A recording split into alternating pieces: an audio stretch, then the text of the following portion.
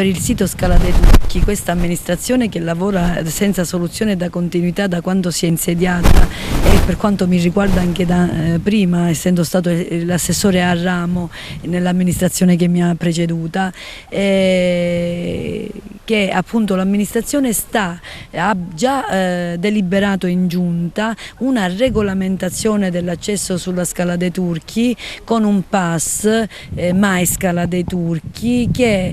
consentirà un accesso controllato e contingentato, ma ancora di più consentirà una maggiore guardiania e controllo. Chiaramente noi su delle vicende che insistono sul mare o sull'arenile non abbiamo alcuna competenza, le competenze sono altre, tuttavia nello spirito di totale collaborazione con gli altri enti, e noi già siamo in contatto, noi potenzieremo questo controllo e questa vigilanza. Lo abbiamo già di fatto con il servizio civico, portando a 11 soggetti che prima erano 4 e 6 che stanno senza soluzione di continuità nell'arco del pomeriggio e della prima mattinata sul sito, impedendo appunto che vengano violati i cartelli che già ci sono, però perché non vengono, l'area non è libera al momento, è delimitata, ci sono dei cartelli, quindi basterebbe senso civico e rispetto della legge. Tuttavia ci rendiamo conto che è necessario potenziare ancora di più, ed è stato fatto e lo faremo ulteriormente.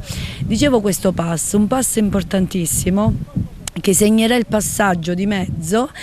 tra la gestione del comune e la gestione della fondazione. Ribadisco, un'altra conquista importantissima, perché noi abbiamo ottenuto una legge regionale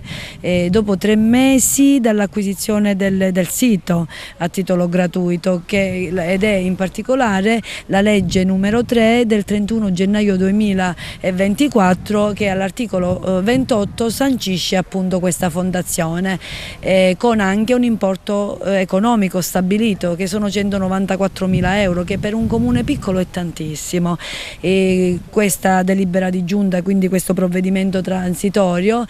quindi nelle more della fondazione, cosa prevede? A parte il pass, il passaggio, l'accesso contingentato e un maggiore controllo e guardiania, consente anche una manifestazione, quindi una partecipazione concreta dei privati e delle associazioni senza scopo di lucro, tutti con mai Scala dei Turchi. Scala dei Turchi è mia, a collaborare per il futuro di un grande territorio che è il territorio agrigentino, in particolare il territorio di Realmonte, nell'ottica anche di Agrigento capitale della cultura 2025, ma non solo. Questo è futuro, questo si chiama indotto, si chiama creare le condizioni affinché questi ragazzi lo possano fare veramente, il futuro a cui noi facciamo sempre riferimento. Diceva qualche giorno fa il vescovo, e chiudo, e mi piace ricordarlo, dice: ma i ragazzi domani saranno voi oggi, saranno noi oggi, quindi noi, questa classe dirigente, ha una grandissima responsabilità, che è quello di dare un esempio, ma anche di gettare le basi, ed è quello che stiamo facendo a Realmonte, con tutti i crismi, con quello che abbiamo e per il futuro.